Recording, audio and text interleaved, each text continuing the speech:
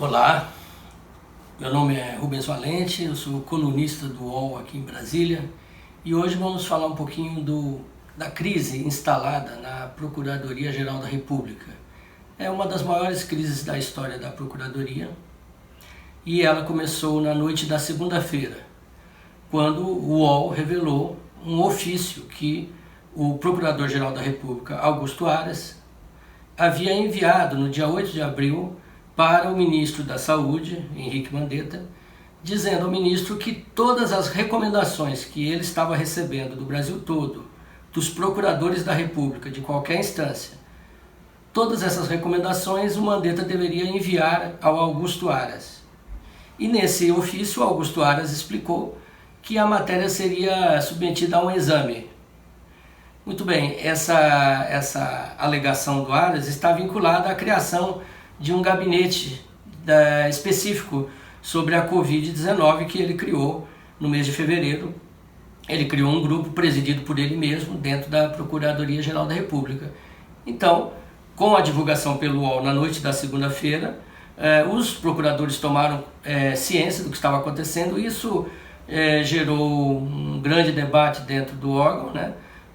Obviamente, setores do órgão já sabiam desse ofício, mas outros setores não sabiam, então a coisa se publicizou, né? Isso derivou em duas reações. A primeira reação foi da primeira instância, quando 24 procuradores da República nos estados, justamente os procuradores que estavam encarregados de fazer a conexão com este gabinete em Brasília que o Aras criou, esses 24 procuradores emitiram uma nota pública manifestando repúdio à decisão do Aras, considerando que teria ocorrido ali uma violação do princípio natural do procurador, uma violação da própria função profissional dos procuradores, que prezam muito esse aspecto da independência funcional. Isso foi divulgado lá na tarde de terça-feira, e à noite, no mesmo dia, na noite de terça-feira, uma segunda onda de repúdio veio agora dentro da própria Procuradoria-Geral da República. Nesse ofício, os subprocuradores gerais da República encaminham um ofício também manifestando um repúdio à ofensa ao princípio da independência funcional e da autonomia dos diversos órgãos que compõem o Ministério Público e dos diversos setores, né? Essa crise realmente é inédita, porque ela é da primeira instância e da segunda instância e dentro da própria Procuradoria. Então, no Brasil, nós tivemos nos anos 90 muitas críticas ao então Procurador-Geral da República, Geraldo Brindeiro, críticas de que ele seria um engavetador-geral da República no governo Fernando Henrique.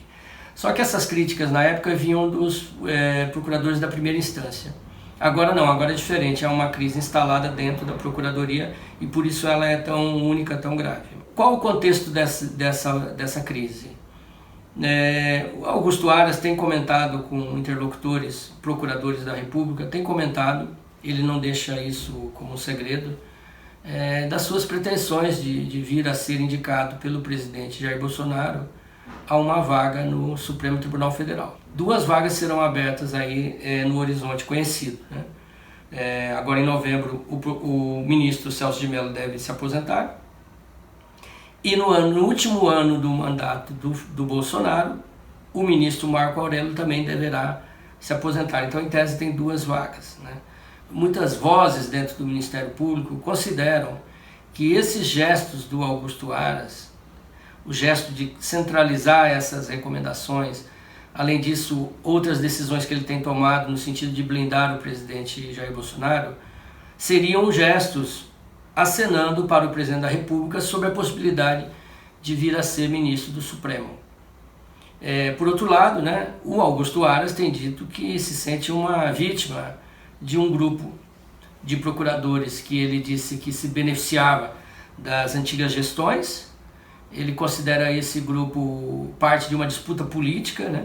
Ele menciona que nesse grupo há procuradores que concorreram à lista tríplice no ano passado e que acabaram sendo preteridos pelo presidente Jair Bolsonaro que acabou escolhendo Augusto Aras. Pela primeira vez em 16 anos, um presidente da República escolheu um procurador fora da lista tríplice, que é votada, é um processo acompanhado pela Associação Nacional dos Procuradores da República. Então o Aras coloca essas queixas, essas reclamações, no contexto de uma briga política interna.